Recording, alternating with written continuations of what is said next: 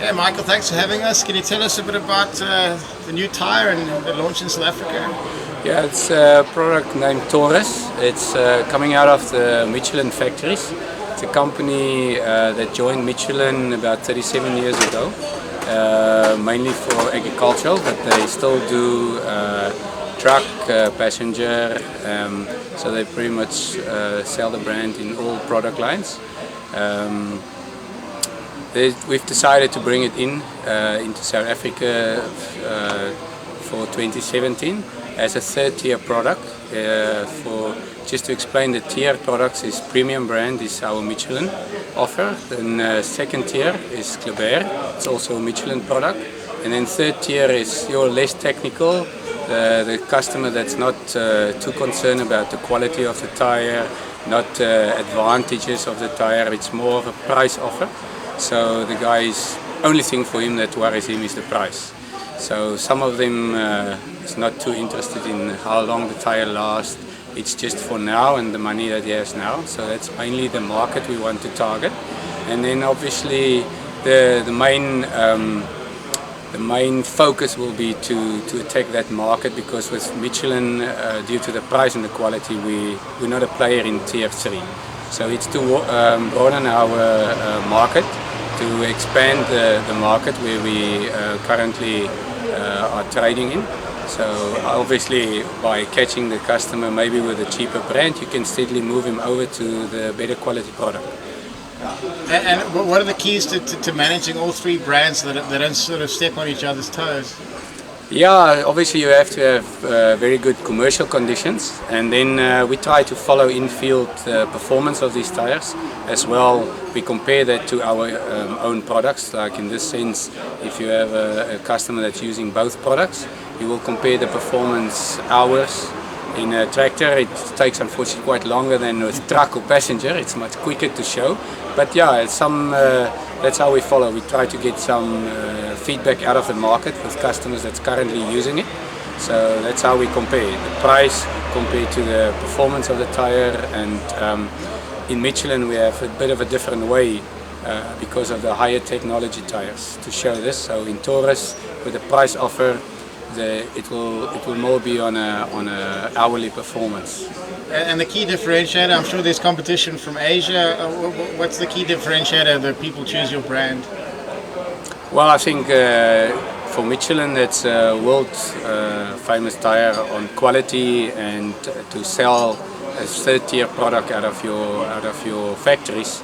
Obviously, it says something. For me, it already says something about the quality of the product. We won't sell something that will damage your premium name, so-called. So yeah, I think, it's a proven tire.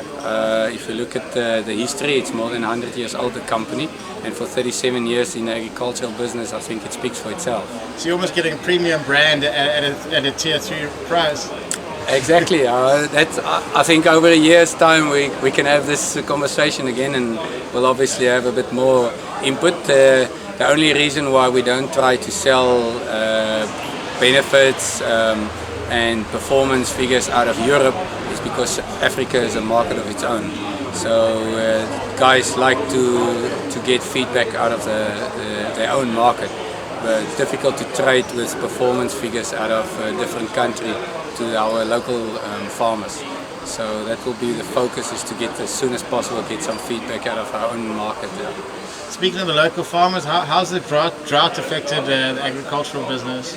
Well, yeah, I think especially in central South Africa, Free State, Northwest, it's been very bad. Last year wasn't a brilliant year, and this year was even worse. But I've been in the Free State last week. The rains is coming. It's actually, it's all over the news, the floods and stuff. But it can rain 3 millimeters on the one side of the farm and 30 millimeters on the other side of the farm. So I think some areas definitely received very good rains, and they have planted, and some have planted already. But yeah, on the tire point of business, I think some guys has rather replace the tire before they replace the tractor. So out of a tire perspective, it's much better. So at this price point, it would be an attractive option instead of going for the more expensive brand. now the cheaper brands more attractive. Yes, yeah, for the guy that is suffering a little bit financially, obviously the cheaper tire will be a better option for him, or at least he can buy more tire for his money. But also, I think we want to extend the lifetime of his tractor that he currently has. Obviously, then he needs to replace tires. So if we all trade on the exchange rate, so the machinery has become much more expensive as well. So out of a tire perspective, I think it's also for the guy that's only thinking of keeping his tractor for another year or two, the cheaper tire with still the radial technology and still a quality tire for what he pays, it's a good option for the next 2-3 years before he might trade his tractors or his new machinery. And your relationship with OEMs, are these fitted onto any new tractors, or what specific old tractors would this be good for? It's like I said previously, it is OE fitment on some machines. Unfortunately, not from a South African perspective. It's done in Europe. So all the manufacturers in Europe, they might fit it, but it's mainly the OE fitments will mainly come from Kleber and Michelin side. Yes. And you're talking about price. The rand devaluation must play havoc with your pricing structure. Yeah, no, I mean it differs from the morning to the evening. But unfortunately, being a good company or a big company, we try to not do too much price differences. If we need to react quickly, we do.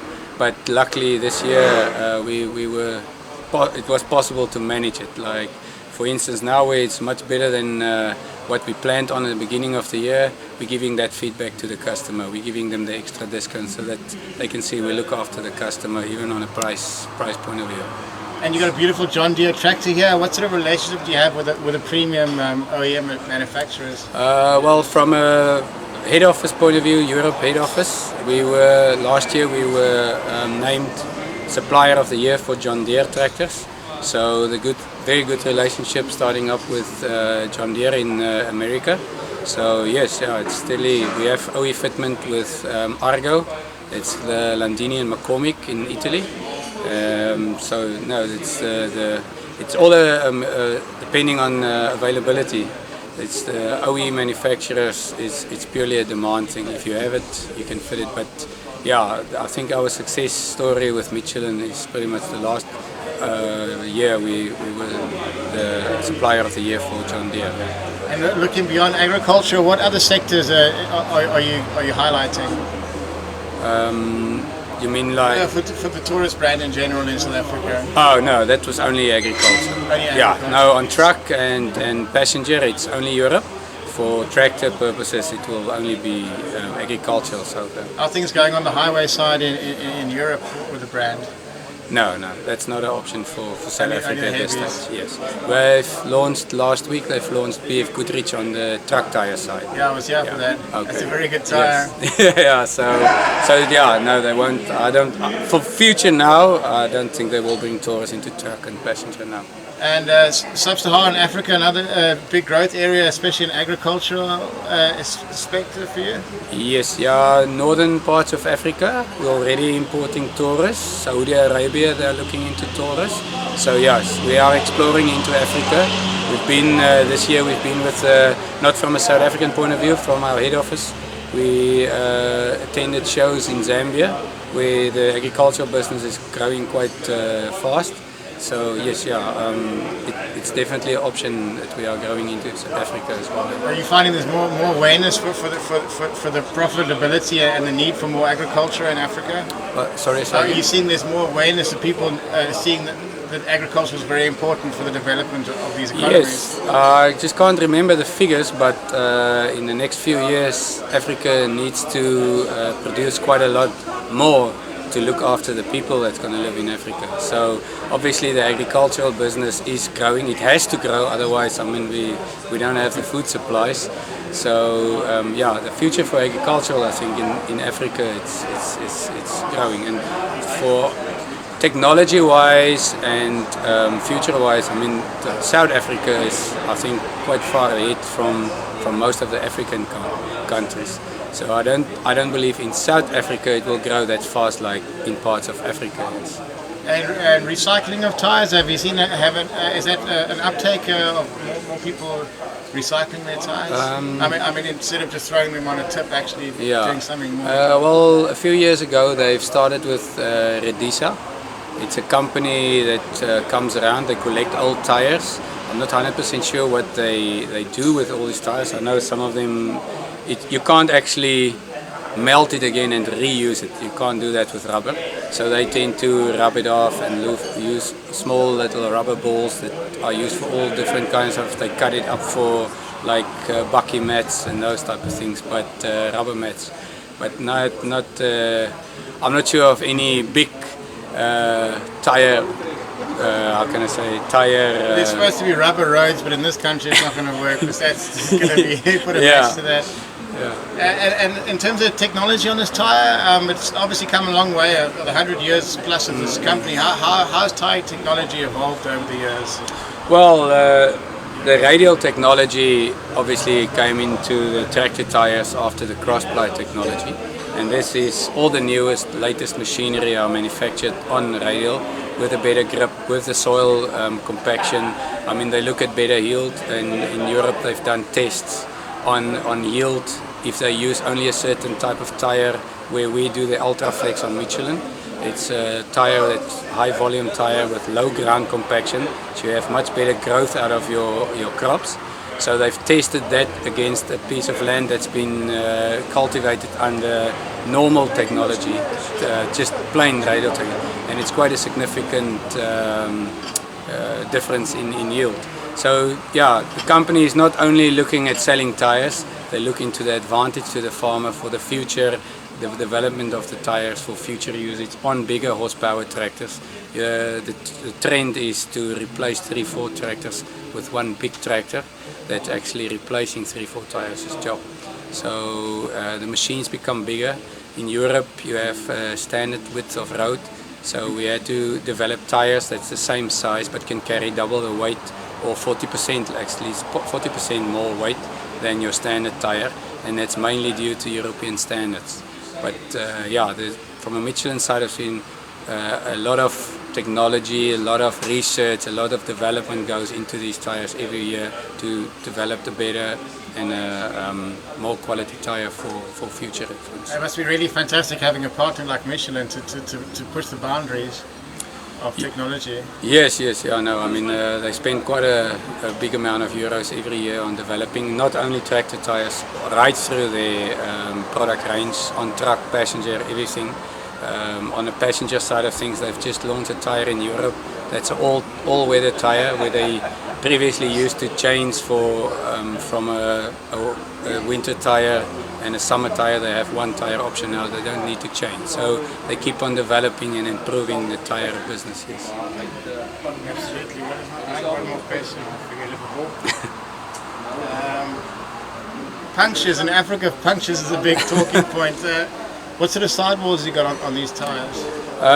Okay, the sidewall is actually, this doesn't come in the radial, doesn't come in ply rating. It comes down to your quality of your nylon you're using and the quality of your rubber compound.